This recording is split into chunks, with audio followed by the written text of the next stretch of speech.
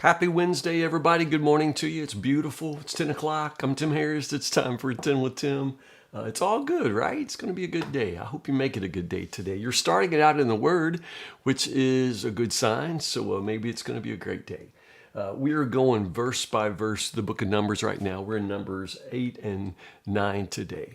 Some of what we're doing today, we probably read before with Leviticus. But at any rate, here in Numbers, the material is still put together for us. Remember that Numbers, as I told you, is actually, believe it or not, it's structured geographically. And so this is still that first section. They haven't moved yet.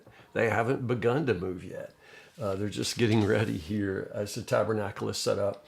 And chapter 8 continues that detail. So in the beginning of chapter 8, verses 1 through 4, talks about the golden lampstand. There's 7 lamps in the lampstand, and the instruction is to make sure the light shines forward and not backwards. I don't know. I just kind of feel like, do we have to say this?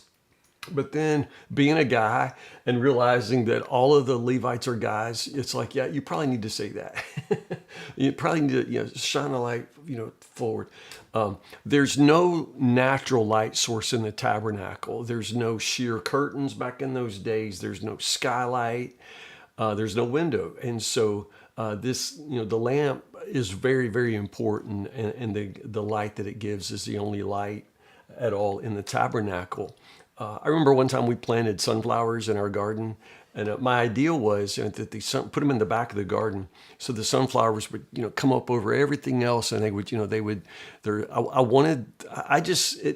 it never crossed my mind that they would grow and that the flowers wouldn't face me. Like, I just thought automatically the flowers would grow up and face our house. That's why I planted them. I didn't think about the fact that they're not two-sided, And so anyway, it felt so personal. Our sunflowers came up and they turned their backs on us. So all the flowers that were like shining, like away from us. And it was so sad. And they were so beautiful, but who could see them because they were facing the woods, But anyway, so this is the lampstands, and the instruction is make sure that the light shines toward the people and, not, toward the back wall. I mean, like I say, do we have to say that?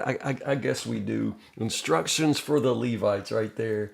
Entire lampstand, from its base to its decorative blossoms, was made of beaten gold. It was built according to the exact design the Lord has shown Moses. So there you go. In verses 5 to 26 in chapter 8, we have once more the story of the dedication of the Levites. I really am beginning to understand, or just sinking in, the way in which the Levites are like living offerings. Remember that God accepts their service, their life of service, in place of the firstborn of all of Israel.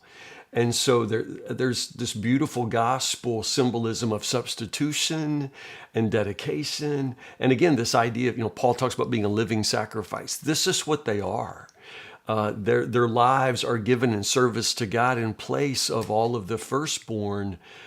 Instead of making them be sacrificed, the Levites are allowed to live as sacrifices before God. And I really do. I think it's something beautiful. Now, the one thing that I don't know is this new, because it seemed new to me. I liked it. There are term limits to the Levites. I mean, gosh, can we please put God in charge of our Congress and senators? Oh man, all of our Congress, everybody running this country is over the age of 200, and it's terrible. But look at this. Every Levite has to retire at the age of 50. God just says, I don't care. If you still think you got it in you, I don't care if you love what you're doing, you're done at 50. After that point, you can guard the door, you can mentor young Levites, but step aside. We got young guys coming in.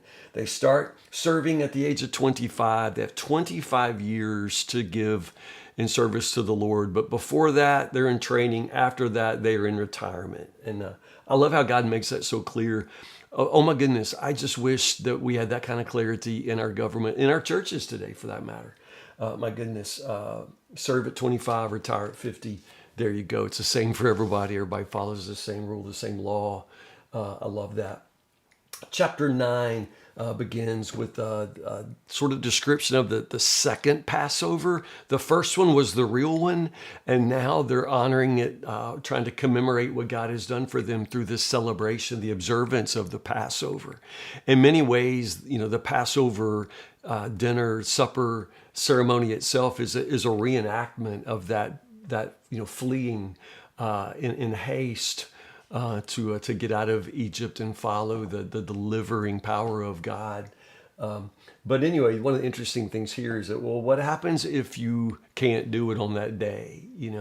Because there's a pretty stiff consequence here if you fail for no good reason. You just you opt out of Passover. That's not an option for you.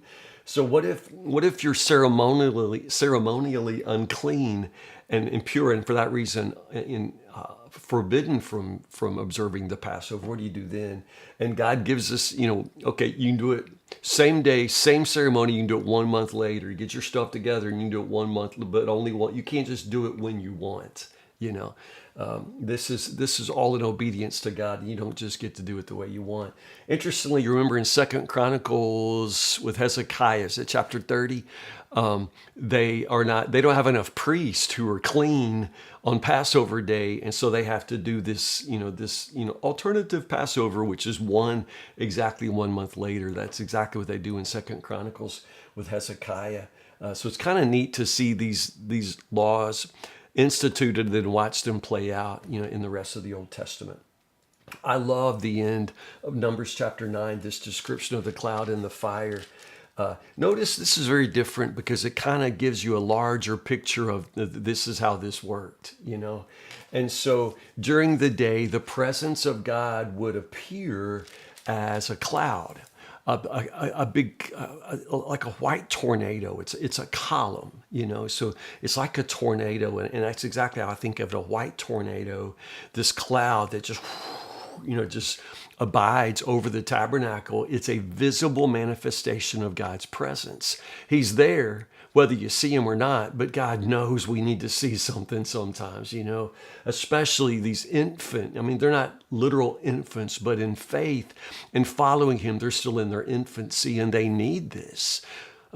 We walk by faith, not by sight, but then sometimes the Lord knows I got to see something, to walk by faith. And so there's this visible manifestation. It's a cloud by day, but then at night when you wouldn't be able to see the cloud, that cloud turns, it sets itself on fire, and it's this amazing pillar, this column of fire, this fiery tornado at night.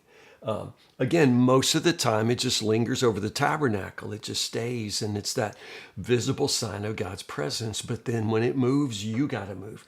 That's how they know. That's how they know it's time to move. That's how they know it's time to pack up.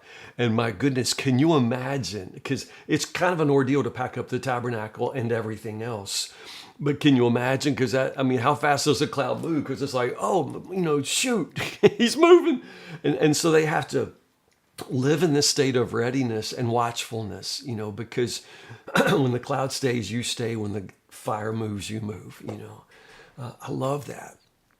I love that because I experience that in my life, and you do too. We all walk in darkness. We need a light. We need guidance. And according to the New Testament, Jesus is that living light for us. Jesus is the light for us. And so we follow him. We follow him. But how dare we? But sometimes, we're tempted to say, but Jesus isn't enough. I need more. I want a fiery tornado. I think I could follow that. I could keep up with that. But how is Jesus not enough? I think the truth of the matter is, cloud by day, fire by night. He there's never a moment they were without his presence or his guidance. And the same is true for you. You're never, ever in a place where God is not with you, where Christ is not with you and guiding you. So I think the problem is not on his side. He's truly our part-time. He is our full-time God, and we are his part-time followers. And that's how it ought not be. He guides you full time. You only follow him part time, and then you wonder how you get off the path, and then you blame him. That's not how it works. He is your full time God, but God help you and me. We are often his part time followers, and as I say, we blame him. I guess the point, though, of following that cloud in the fire is that you don't just pull out your GPS and go the short way. The scripture specifically says that sometimes the Lord led them the long way. The goal is never to get you there the quickest way possible. You understand? The goal is to teach you to trust the fire, and to delight in his presence. I mean, there is this miracle of his presence with them and with you, and we take that for granted, don't we? You just follow him and you learn to trust him and delight in his presence. And whether we go the long way, the short way, though he leads me through the valley of the shadow of death, I will fear no evil, and I will follow him. I'll trust the fire, and follow him. I love that. I just love it so much. It speaks to my soul. Tomorrow, one chapter 10, verses 1 to 36. I told you it's organized by geography. And finally, we're going to leave this place and maybe get to, maybe something will happen. So tomorrow, chapter 10, verses 1 to 36. Have a great day. I hope it's pretty all day. I think we all need the sunshine. If you're a Woodburn person, I'll see you tonight at midweek service, prayer and praise at 6 o'clock. If not, I'll see you in the morning, Lord willing, 10 o'clock for 10 with Tim.